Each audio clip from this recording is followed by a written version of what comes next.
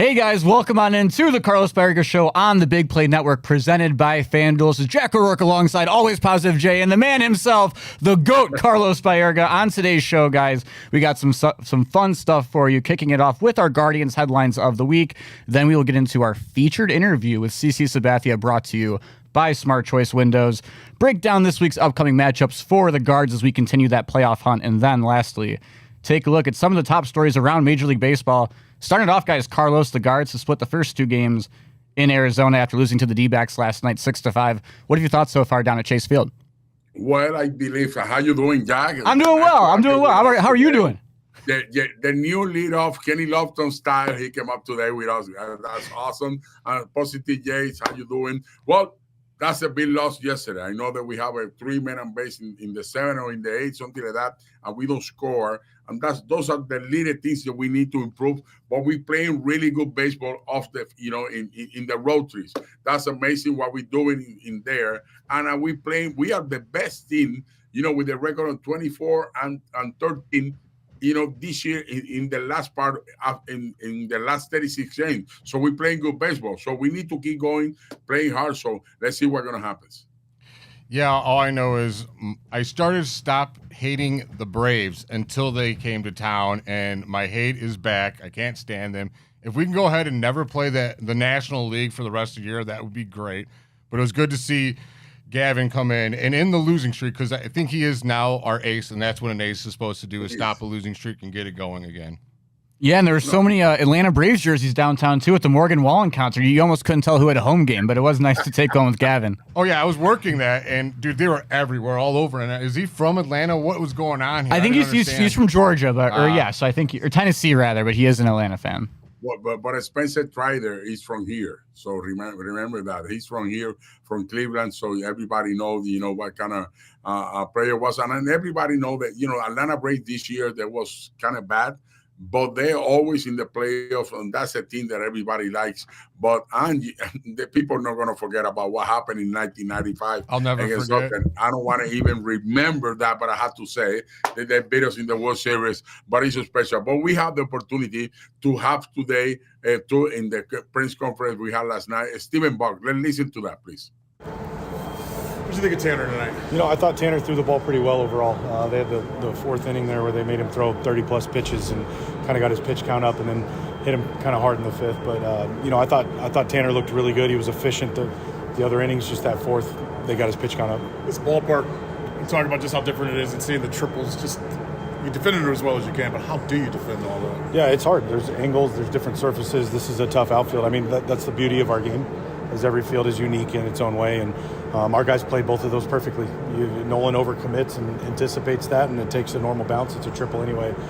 So great job by Angel being there to get the ball in. What were your thoughts on how you guys were able to hit Rodriguez? You usually done pretty well against you. Yeah, I thought we had good at-bats tonight. There was a few innings there where we hit a lull. We had a lot of weak contact tonight, but that's a testament to their pitching. They did a great job getting in on us. But credit to our guys. We didn't quit. Manzo hits that line drive up the middle, and you just don't know what's going to happen. It's just an unfortunate bounce, but we had our opportunities and didn't score enough runs.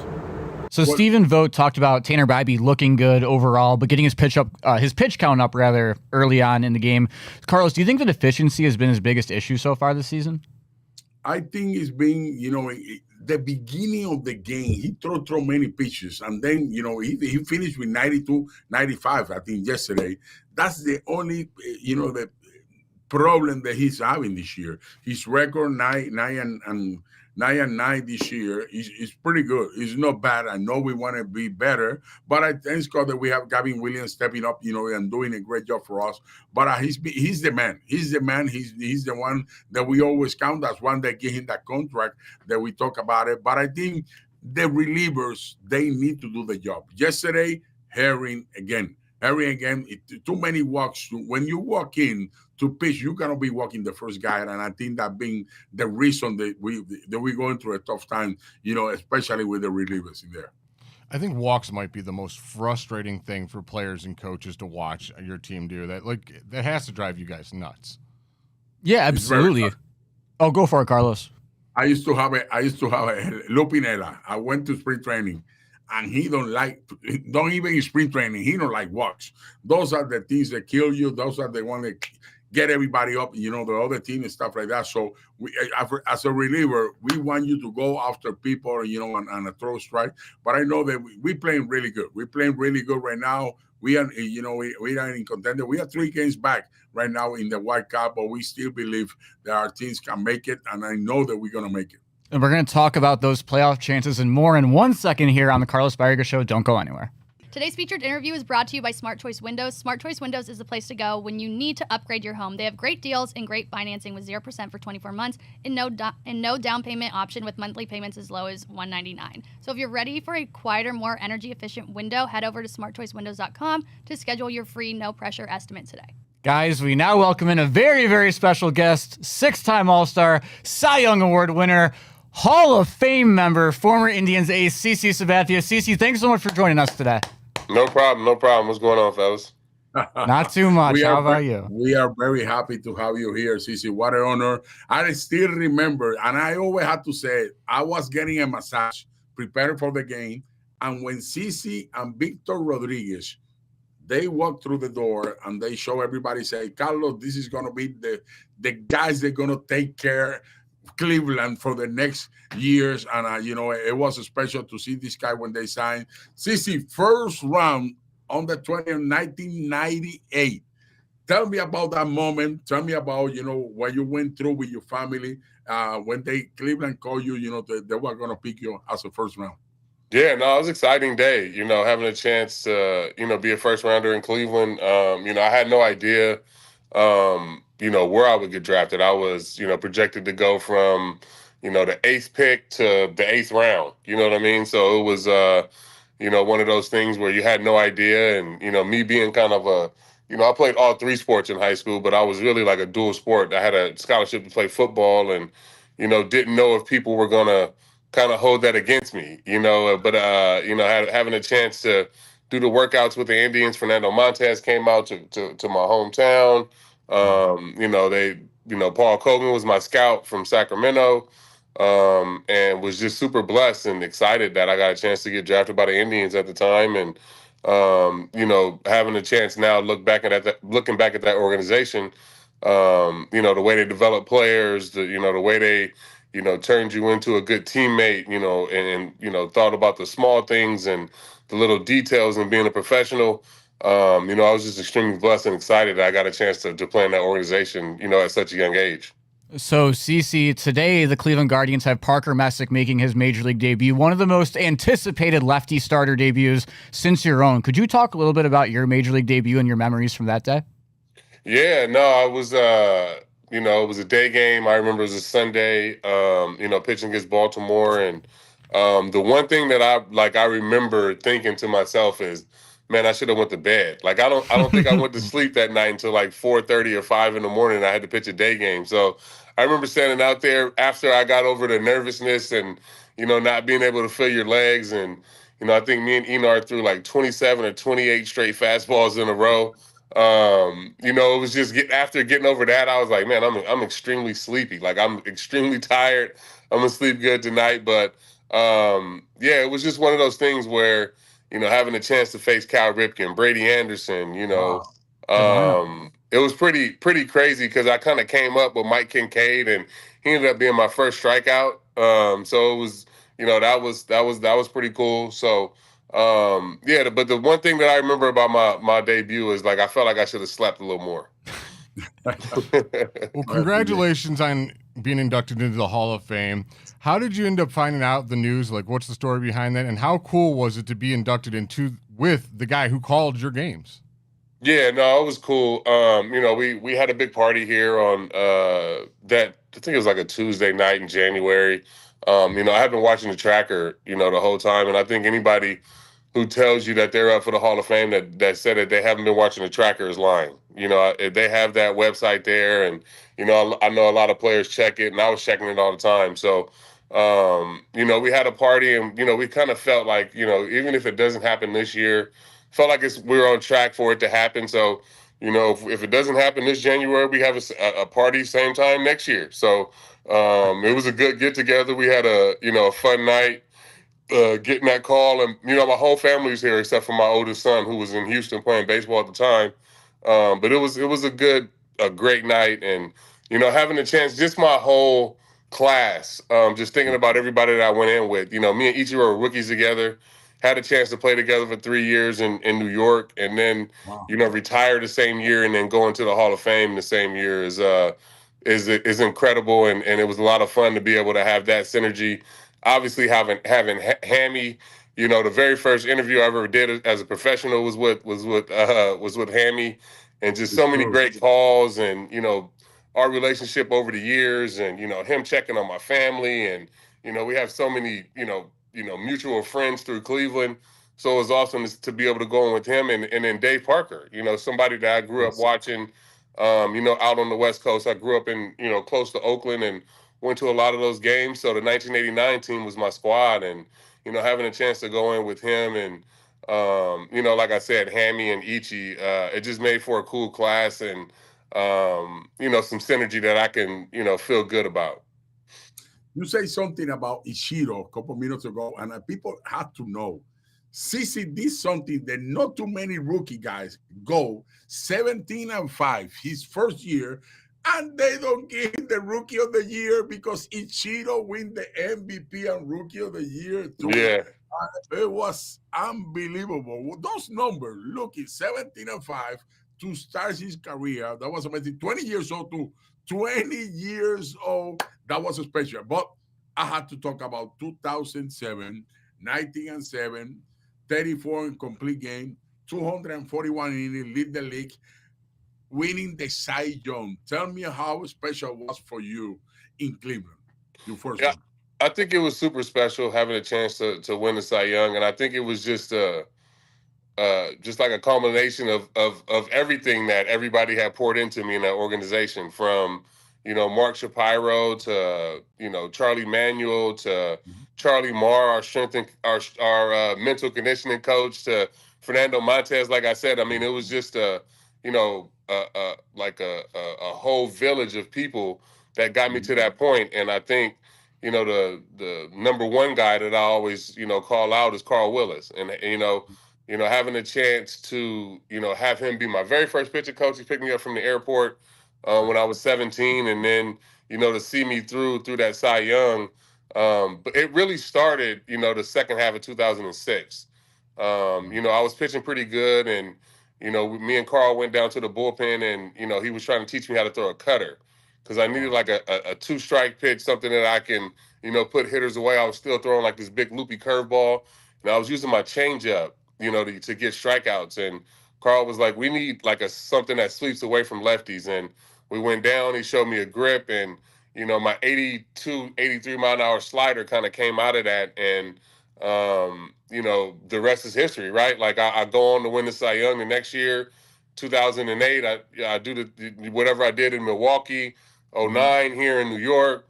But it really started in that bullpen in Oakland with Carl in 2006, and having a chance to really, I feel like win that Cy Young for him, for them, for the organization, for everybody that the people that drafted me, everybody that, like I said, poured into me.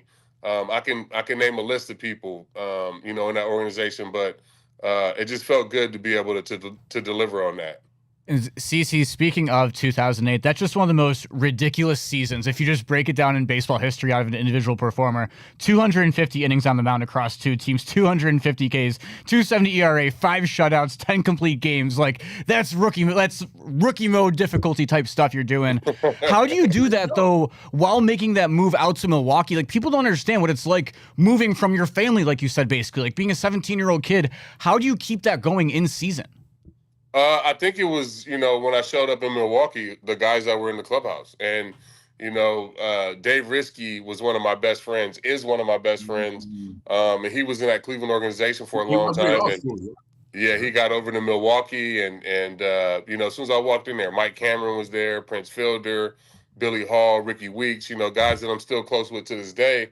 And, I didn't want the season to end. I went over there. No, you did not. I went over there and I felt like, this is home too. I felt just as comfortable as I did, those 8.5 years I did in Cleveland. So, it was cool to be able to have that moment, and it really helped me and propelled me into the next part of my career, and understanding that, baseball is baseball, and you can take your personality and inject it into other places and bring that feeling that you had in Cleveland. Nothing to ever be like, with me and Victor Martinez and Casey Blake and, Travis Hafner and Grady Sizemore, Coco Chris. It'll never be like what we had, right? Ben Broussard. Like, I can go on and list and, name all my guys. It'll never be that, but you can have something close to that and just bring in your whatever you have from that organization. You bring that with you to the next organization, and you can still have that closeness. So it was huge for me to be able to get traded, realize that, and then be able to come to New York. Well, if anyone knows who CC is, you know damn well you're an amazing pitcher. What a lot of people didn't know, though, is he's actually a really good hitter. I believe your first home run is like dead center in Cincinnati, over 400-something feet. Joey Votto. Yeah, if you would have like really focused and were given the chance to play DH and pitch, do you think you could have did it? Like, I don't know if put up the numbers Shohei's putting up, but still like a starter DH if you really tried your hardest? Yeah, but I don't think I'm the only one, right? Like, I think there's a bunch of people that could have did it. I mean, Dave Burba was another one from our team that was a good hitter. I remember. Who? Dave Burba. Yeah, Burbs could hit. Chuck Finley could hit. Mm-hmm. But even like thinking about like Dave Winfield, like he was a pitcher that that they turned into a position player. So it's awesome, and I always give Ohtani his props, and I always say he's the best baseball player I've ever seen. But there's guys that could have did it given the opportunity, like I said, Dave Winfield, that comes to mind, and just thinking about, how athletic he was. There's a kid now that plays for Kansas City, Jack Caglione, that I would love to see, on the mound. He throws 100 from the left side. The kid is unbelievable. Wow. So usually, right, when you're a good baseball player, you can do both. You should be able to do both. You should be able to pitch and hit. And that was always something I took pride in, and I was always bragging about and messing with the guys. If we weren't scoring runs, I'd be like, man, let me DH. Let me hit for myself today. When so you guys played the National League, and you pitched against the National League, I would look so forward to it, watching you at bat. I'm like, all right, CC's batting today. Let's see. I know he's going to crack one out of here. Yeah, no, I loved it. I really, really enjoyed it, even taking BP. CC, 2009, God gave you the opportunity to play with the Yankees. A lot of people, a lot of players want to put that uniform on. Winning the last championship with them, you win the American League Division MVP in there. You have a great year that year too, 1908. It was amazing.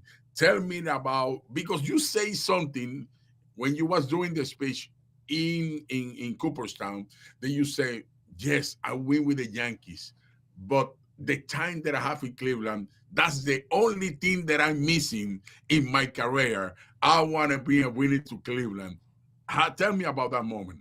Yeah, no, I mean, obviously winning the championship in the Bronx is, the ultimate. I feel like, when you think about baseball history, you think about Yankees history, it kind of coincides, even with like American history, if you think about it. Like, it's all kind of woven in there, and the Yankees are in that. But like, like I said in my speech, and like I always say, had I pitched the way I did down the stretch in 08 or even in 09, if I pitched like that in 07, we have the best team in the American League. And I think we have the best team in the league, if you think about it. If we get past Boston, I know Colorado was hot and they were young, but there's no way that we lose to Colorado in the World Series. Being up 3-1 to Boston with a bunch of guys that had never been there before, it was a tough situation. And I always just think about what could have been, right? If we finish that series, if I pitch better, if I can win Game 6, if things are different, if we're older as a team, if we had been there before, if Struber Cabrera was a rookie, like we were young, man, and it was our first time in that situation, and I just didn't handle it well, and I think if I pitched better, I think we have a chance to win, and that's one of my biggest regrets, is just because who knows if we are able to stay together? Who knows what happens if, Cliff the next year, wins the Cy Young and I'm back and I have the same stretch that I did at the end of the year. Like, who knows what happens in 08? You know what I'm saying? So we had one of those teams that could have been on a generational run like you guys had in the 90s. We just didn't get over that hump and had a chance to get to the World Series so we could stay together. I don't know. Oh, sorry. I just want to say, I don't know if you knew this, but Cleveland fans are not typically big Yankees fans. But I can't lie. When you were in the World Series, I was rooting for the Yankees to win it. I appreciate just that. don't tell any other Clevelanders I said that. So, CC, sticking with that Yankees tenure a little bit, forgive me if I mess up some details on this exact event here, but last day of the season, 2018, the Rays throw at catcher Austin Romine, a guy who you're with all the time as a starter, and you had a contract performance bonus coming up where if you hit X amount of innings for the Yankees that season, you would have gotten an extra $500,000. You chose to be one of the coolest things ever, just one of the best teammates of all time. You went out, threw a receipt for your guys. I believe it says here that you did end up getting that bonus from the Yankees, but you couldn't have known that at the time on the mound. What goes through that decision? And I guess not how selfless are you because of that, but like how much do your guys mean to you if you're willing to throw that kind of money out the door? Yeah, no, I think, I knew that, like, honestly, if it was up to me, I would have retired after that year. I was ready to retire after 2017. My wife was like, she wanted me to play a couple more years, and her and a couple of guys, Jeffrey Hammonds, Harold Reynolds were like, if you play these years and you do these things, you'll be able to get in the Hall of Fame. I'm glad I did, looking back on it now. But at the time, I was just thinking, there was a young Aaron Judge in there, young Luis Severino, like the team, those guys were young, Gleyber Torres. And all I was thinking was, this is the way that I can show you guys how to be a good teammate. Like, I can talk to them blue in the face and I can, say these different things and all this stuff, but this is how I can show you guys. And it was just mostly about that. That's really what it was all about. It wasn't about the other team, or it was 11-0 at the time. Like, we had scored a bunch of runs. Like, it was kind of over, but it was, for me, it was showing those guys, this is how you take care of your teammates. And this is what you do. This is a sacrifice. It is what it is. And no matter what happens, let your guys know that you have their back, and that's all it was about. Cici, this is the last question that I said to you that was going to be short. It's an honor to have you, but I have to finish with this. You become the fourth left-hander pitcher, the first one in the American League, and the leader of the American League is strikeout. That you have that to be special. To make that number. That to over 3,000, you have in there, you have Kershaw, Randy Johnson, Steve Carton, and you to be named in there with those kind of players. How special is for you, my friend? Yeah, no, it's incredible to be able to kind of, stand there with those guys, right? Like that, one of my favorite pictures I have, I'm looking at right now, is of me, Whitey Ford, Ron Guidry, and Andy Pettitte. And now, my second favorite is me, Sandy Koufax, and Randy Johnson that I took in the Hall of Fame. Like, to have those type of names, coincide with your name, and, Kirsch is coming up, he'll be in there whenever he decides to retire. It's incredible. It's a lot of fun. And, I'm a fan of the game, and I know the history, and, I grew up with a grandfather that loved the game and a father that loved the game. So to be able to have the same amount of wins as Bob Gibson and have 3,000 strikeouts and, be in the Hall of Fame, to me, is something super special.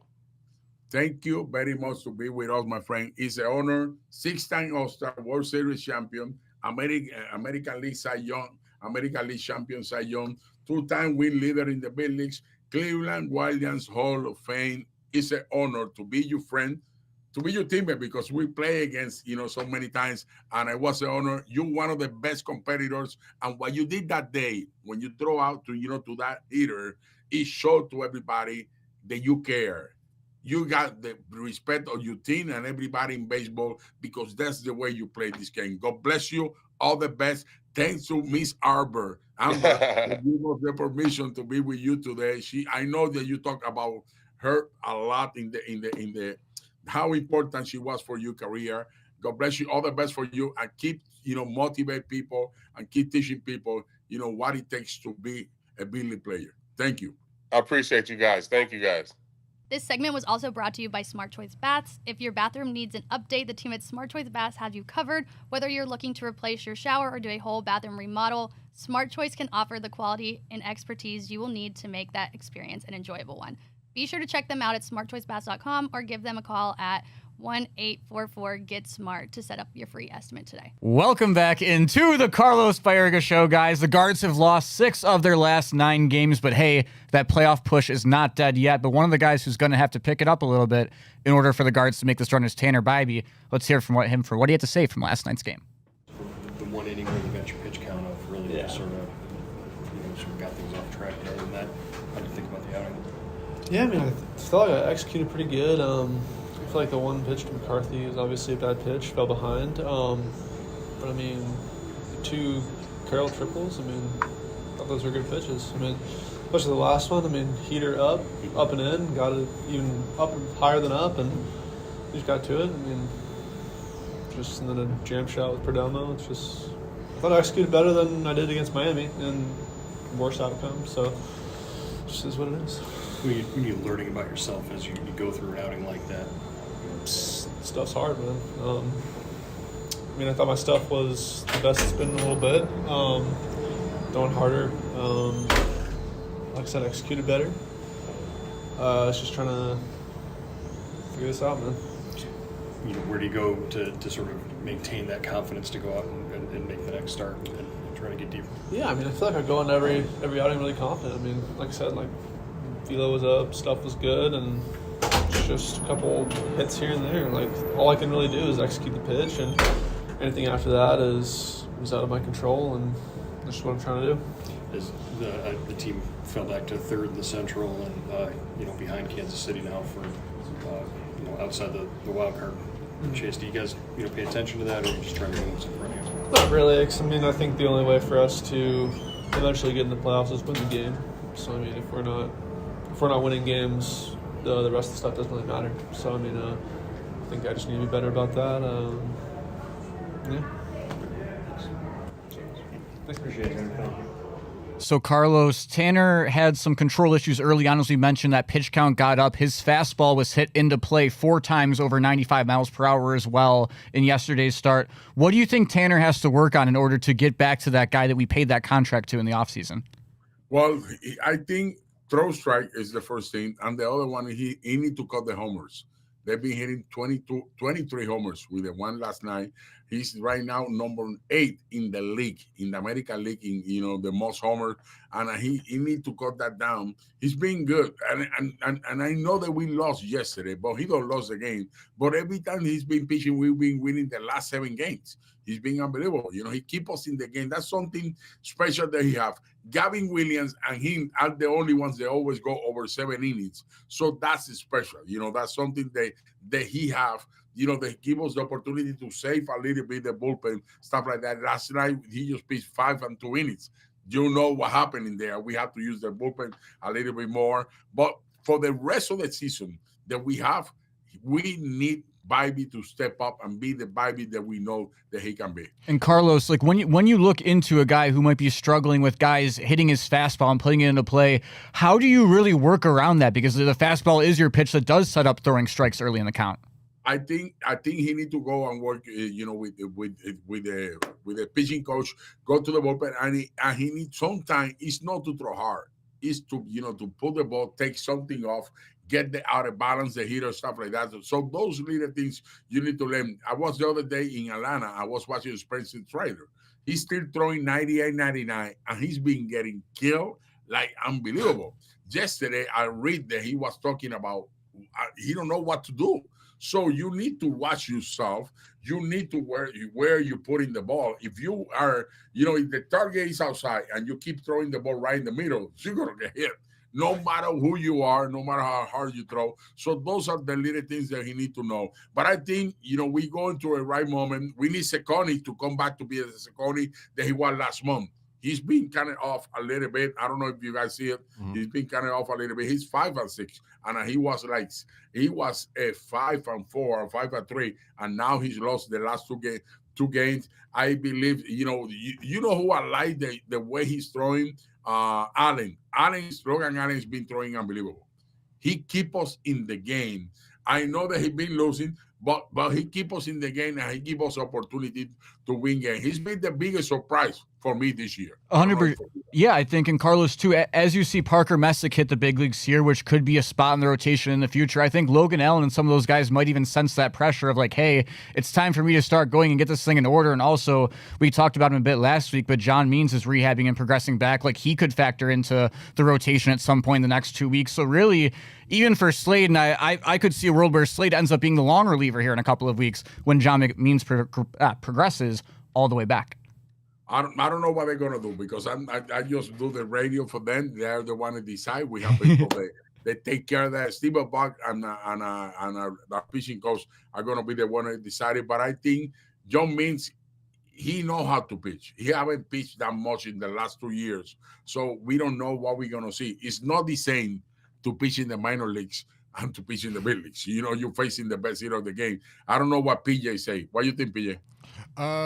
We'll see what he does when he gets here. I mean, availability is the best ability, and he's not been available. But I wanted to come back to Bybee and ask you about, I don't think he's having the absolute worst year, but he'll tell you that he could be having a better year. Do you think he's almost trying too hard because he got that contract to live up to that contract? Do you think that's hurting him a little bit, and maybe it's just a little in his head? It can happen. It happens, man. Don't try to be Superman. Yeah. Be you.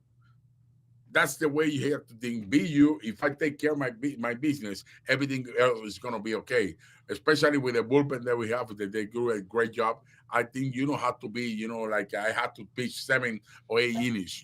Go 6. Doing too much. Do it right. Yeah, don't try too much. I watch Take CJ Kayfis, like he said. Everything he's doing, he's just trying to make it simple as he possibly can, and that's where he's drawing his success. Maybe Bybee could take a little of his advice. That's what he needs to do. That's what he needs to prepare. I'm watching here. The left hitter are hitting 251 against him. The righty 256. So it's been good. It haven't been that high. The homer things, that's what he needs to cut in there, and we need him to get better. In there. So let's see what's going to happen. But I believe our pitching staff, we are going for the right moment. And you know who's keeping us in the game too? Joey Cantillo. It's been good.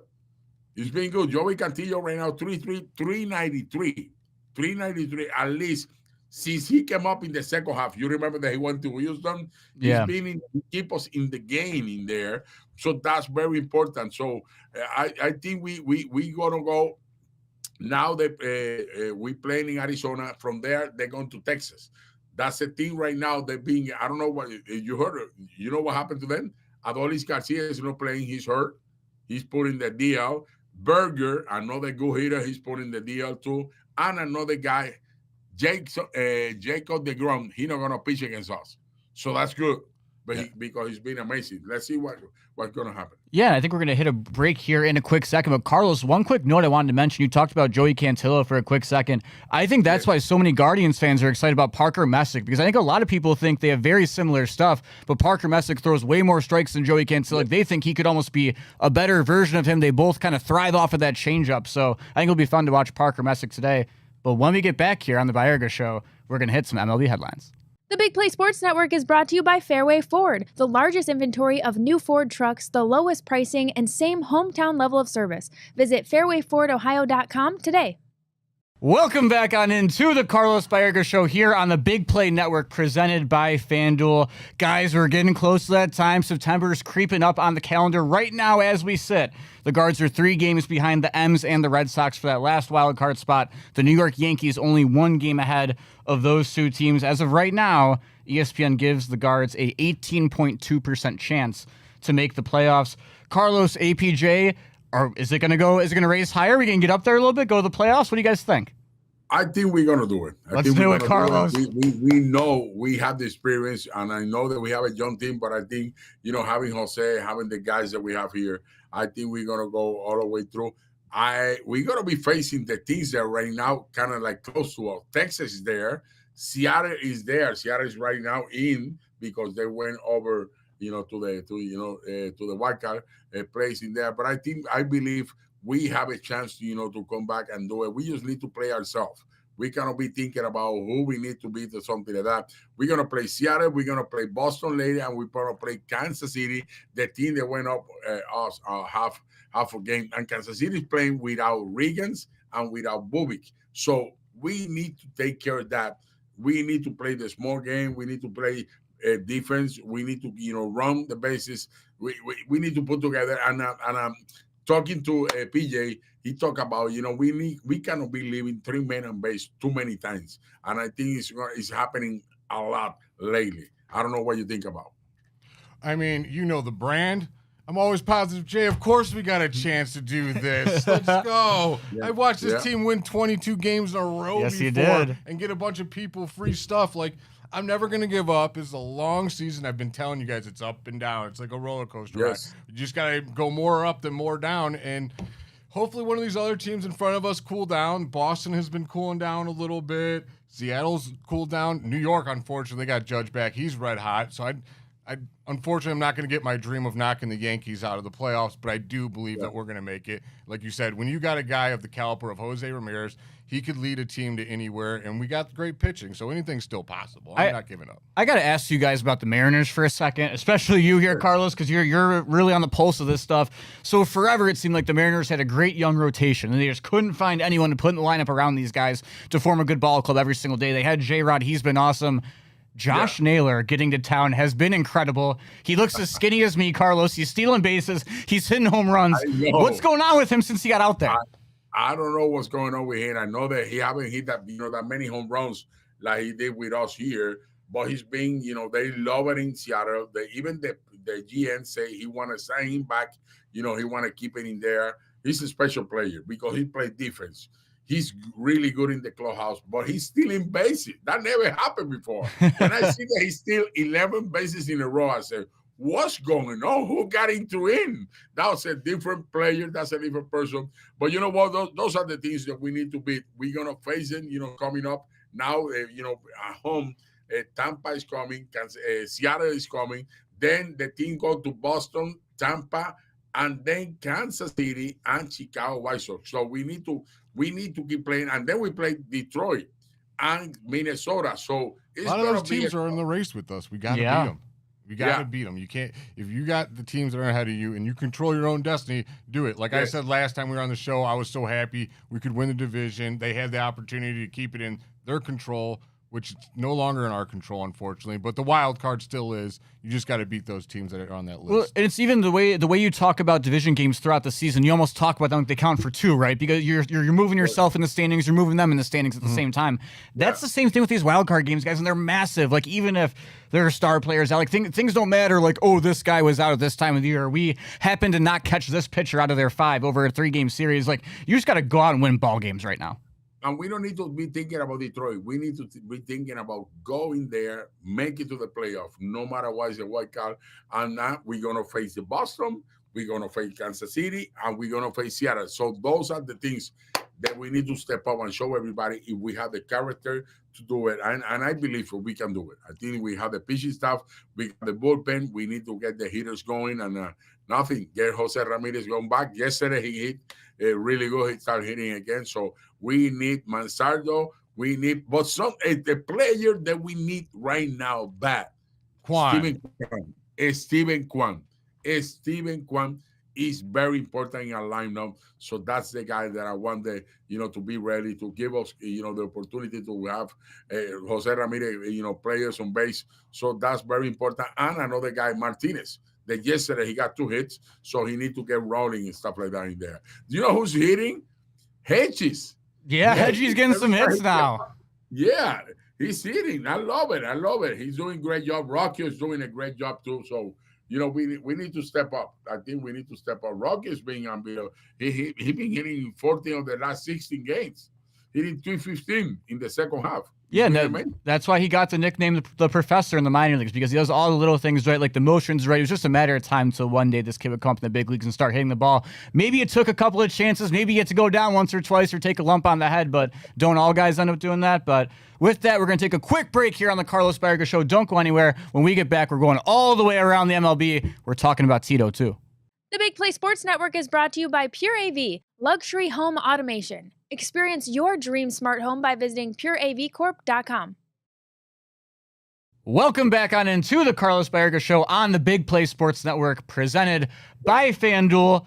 Guys, rumors Rob Manfred might want to add 2 more teams to the MLB before he retires in 2029. A couple of rumored cities include Salt Lake City, Portland, Nashville, Raleigh, North Carolina.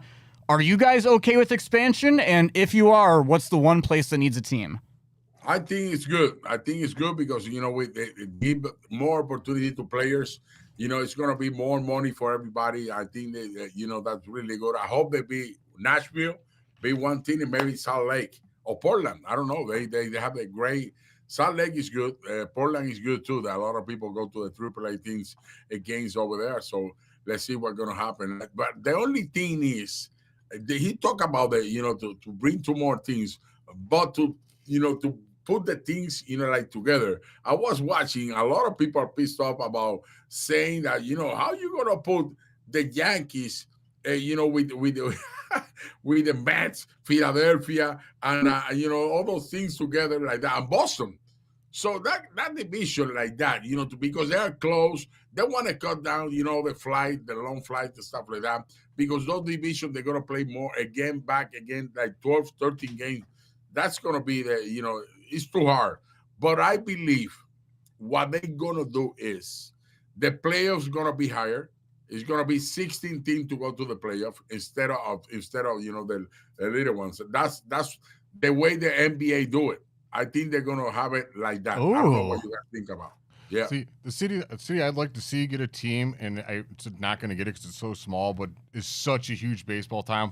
Louisville needs his team. I think the that Bats, would be yeah. a great place to that is a huge baseball town. They pack their minor league teams up like every night. But yeah, I'm down for the Portland. We won't get into the name because Jack doesn't want to. But no, but I I'm will all say, for it. Rob Manfred, if you can hear me right now, and I know you listen to the Carlos Baerga Show, why would you not bring him back to Montreal? Bonjour, baby. Yes. Let's get the Expos back. The best colors in sports, the best logo besides the Brewers. Bring him on back. But guys, Death, Texas, and Terry Francona having his baseball team in a playoff position right around this time of the year. The Reds only 1 game out of the NL's final wildcard spot, despite being a team that coming into the year, not a lot of people pegged to be near a playoff spot. Are you guys surprised that Tito has his group around here, or is this just more of the same? Not I surprised. am not surprised. You don't know what it takes to be in there, and their pitching staff is one of the best. When you have Green, when you have Abbott, when you have Lidolo, when you have Martinez, you have the opportunity, and you have one of the best closers in the game there with Pagan. They can do that, especially when you have a young team that run the bases right. They put pressure on you. Did you see Ellie Cruz last night? Coming from first, I think twice, scoring on a base hit from first. He's ridiculous. He's so fast. Like, it doesn't look like he's going anywhere, but he's Well, it's just flying because around his strides are the size of my body. Yes. That's why. Yeah. It takes him 4 steps to get from first to second. Ridiculous. Last thing for you guys, the Bronx Bombers Yankees are getting back on the right track. A 9 home run game last night. Over the last month or so, really, since Aaron Judge has been back around town, that team has looked like a much better baseball team. Are you guys worried about the Yankees, not just as a wild card team, but as a serious World Series contender? I think they can do it. I think it's going to be Fry need to be back again the way he used to pitch at the beginning. Yeah. He's not pitching the same. Rodon win last night, but how you not going to win when you think he 9 homers? Last night they hit 9 homers, so you have to win. They scored against him for 4 or 5 runs, something like that. So it's going to be a good run. I believe the Yankees and Boston, they're going to be fighting, to go in there, to get in there. Toronto, I don't think they're going to lose the first place. They're going to be in first place. I think the Astros and Seattle, they're going to be in a fight right there. Right now, Astros, they're not pitching good. Yeah, they ain't doing us any favors with Detroit at all. What do you say? The Astros, they did us no favors with Detroit whatsoever. We got to do ourselves some favors, too, though, to keep up in this divisional race. But, guys, last thing I want to touch on with you, Carlos, is with the amount of Blue Jays, you guys talked about it on the show before, but Shane Bieber, Ernie Clement, Andres Jimenez, Miles Straw, they're basically the Cleveland Blue Jays or the Toronto Guardians, whatever way you want to put it. Are you rooting for that team to go on a little run here? and they almost got Jose Ramirez. Yeah, a couple of years ago they did. That would be They scary. almost got Jose Ramirez too. But you know what? Shane Bieber is pitching this Friday. I just want to let you know. I know they pick up a lot of our players, and especially when you have, the GM and the president that used to be with us in here. Toronto is playing a good baseball. They're pitching good, they're playing good. They got a little bit, something happened yesterday. Then Vladimir Guerrero got hurt a little bit. So that gonna hurt a little bit. So let's see what's gonna happen. But I think, we need to take care of our business. We need to step in there. We're going to have the opportunity. You know who is coming. Texas is coming in. They don't play good. They lost 10 of the last 12. We're going to be Slade Seconi against Nathan Ovaldi, Logan Allen against Jack Leiter, and Gavin Williams against Mary Kelly. So we need to step up. This is our decision. It's going to be in our hands if we want to make it or not. We got to step up. Just like Jack did on the show today. Hey, you know what we're going to do, Jack. fellas? We're going to go to the ballpark, everyone, all week long, Monday, Tuesday, Wednesday. We got the Rays coming into town. Got to welcome them in with a couple of boos here. Get this team turned around. Know that, hey, we're still rooting for them, even though Browns training camp started. It's a baseball town in Cleveland, right, Carlos? You know it. Let's do it. All right. Shout out to FanDuel. Shout out to Big Play Sports Network. Shout out to Carlos Baerga, the GOAT himself. Always positive, Jay. Jack O'Rourke. I won't be here. Gab Gotti will be here next week. See you then.